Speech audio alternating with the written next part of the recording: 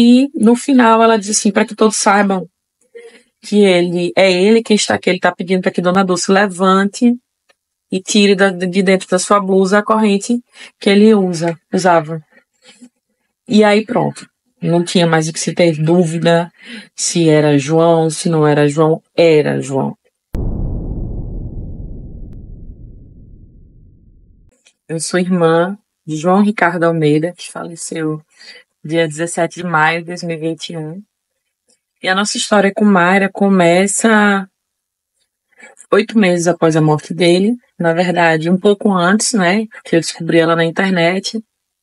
E de todas as pessoas que eu tinha visto, ela foi a única pessoa que eu senti que tinha um quê diferente nos recados, nas cartas, embora pouquíssimas cartas, né, tivessem disponíveis na internet. Eu pelo menos só consegui acessar uma psicografia que foi em Franca.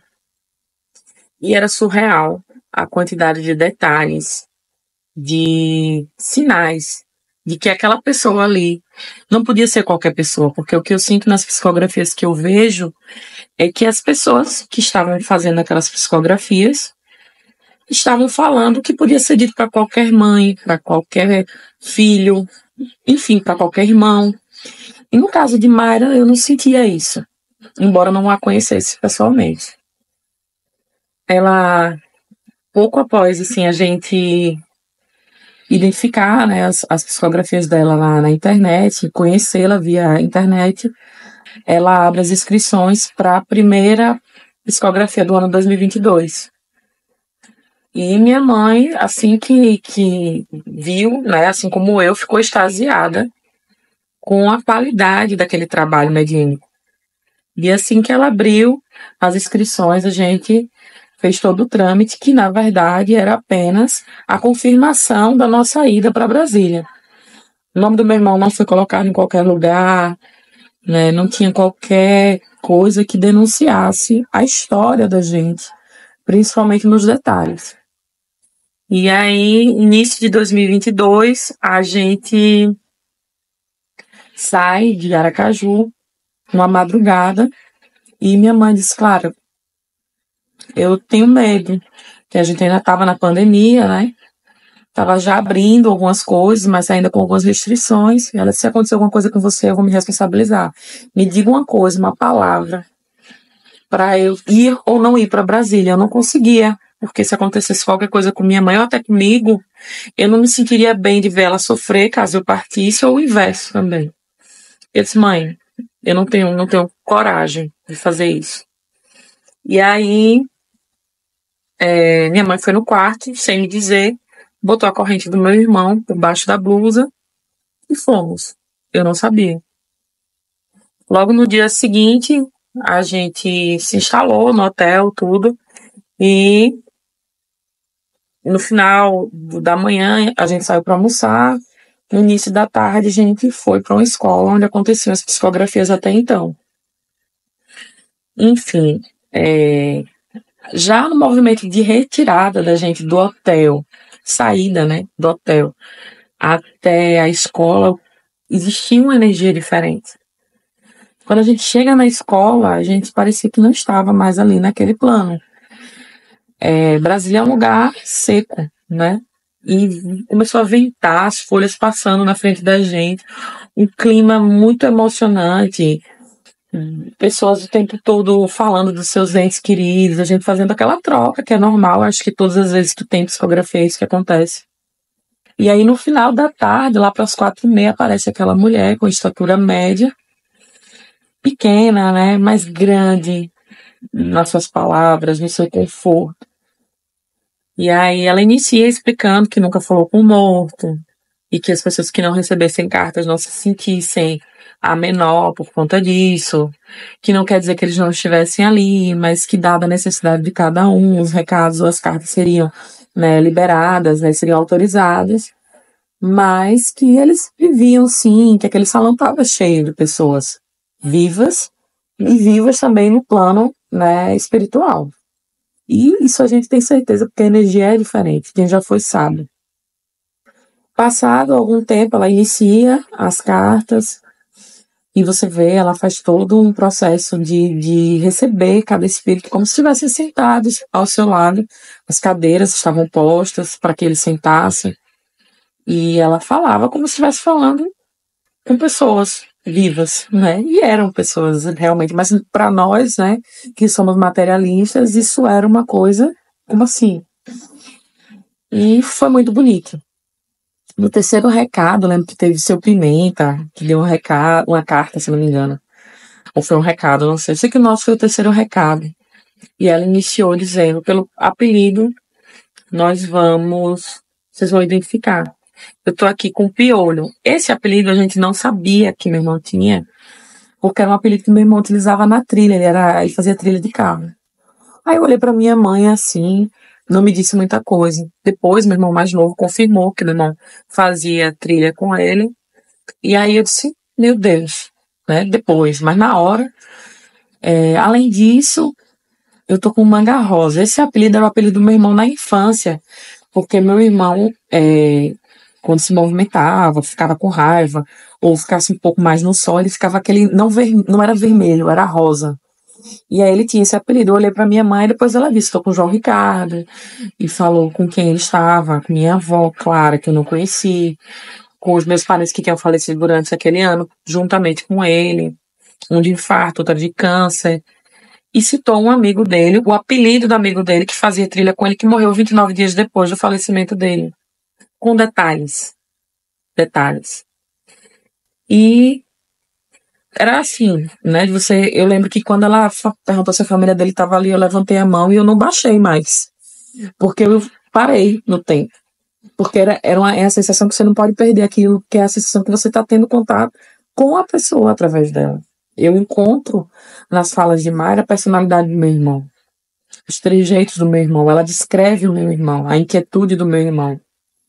Eu falo de mim, mas é o mesmo sentimento da minha mãe, do meu irmão, das pessoas que sabem, né, do que a gente presencia toda vez que vai. Não quer dizer que toda vez que a gente vai em Brasília a gente recebe algum recado, mas algumas vezes, mesmo que ela solte meio, mas sim. E aí, a gente, no final de tudo, muitas coisas foram ditas, né, da nossa família, que ele administrava nosso restaurante e que, né, que a gente lutasse por aquele momento de dor, mas assim, que a vida continua, eu tô bem, né? Eu entendi que o recado era para dizer isso, porque era uma grande dor nossa, imaginar como ele estaria vendo o que a gente estava passando. E ela diz, não, ele diz, inclusive, eu não senti nada, quando eu vi eu já estava aqui, e tô bem, né? E aí, no final, ela diz assim, para que todos saibam que ele quem está aqui, ele está pedindo para que Dona Dulce levante e tire de dentro da sua blusa a corrente que ele usava. E aí pronto. Não tinha mais o que se ter dúvida se era João, se não era João, era João. E ela disse que ele fazia assim, confie. Ela não queria falar isso. Ela disse, mas João, se você errar, eu já fui lá, eu já olhei, porque depois a gente conversou com ela. E é a minha corrente, pode falar. E quando ela fala isso, foi assim, foi a confirmação de tudo. E depois ela disse no final que se as famílias quisessem, ela estaria no dia seguinte na Casa da Caridade, a gente se direcionasse. E a gente ia embora no dia seguinte, mas um pouco antes ela apareceu lá e falou muito mais coisas, disse o nome da última trilha que ele tinha ido, que nem eu sabia o nome dessa última trilha que ele tinha ido, disse coisas pessoais dele, né, das relações que ele se estabeleceu, tanto familiares quanto a namorada que ele tinha. Falou coisas assim, extremamente detalhistas da vida dele. E não foi só essa vez. A gente volta para Aracaju, confirma as coisas que a gente não sabia, que meu irmão mais novo, o Ventura, sabia. Depois disso, a gente não largou mais Mayra. E foram dezenas de recados. Do tipo, minha mãe, no Dia das Mães, não saiu do quarto chorando pra nada. E ela dizia, quando a gente foi lá, Dona Dulce, que coisa feia. A senhora chorando, João ficou lá. Aí teve que ser socorrido, porque viu a senhora chorando. Não faça mais isso, não vou lhe dar mais recado. Outra vez ela disse que João fez um embolado do jeito que ele fazia. E ela fez uma promessa de que viria para Aracaju para ele, e aconteceu a situação, foi apresentada a ela cumpriu, e aqui ela deixou mais outros recados, inclusive que eu estava namorando, ele não tinha concordado com aquilo. Ela estava com a gente, e aí ela pergunta ao meu irmão mais novo, cadê o carro de João? Como é que ela sabia que meu irmão mais novo tinha comprado o carro do meu irmão mais velho?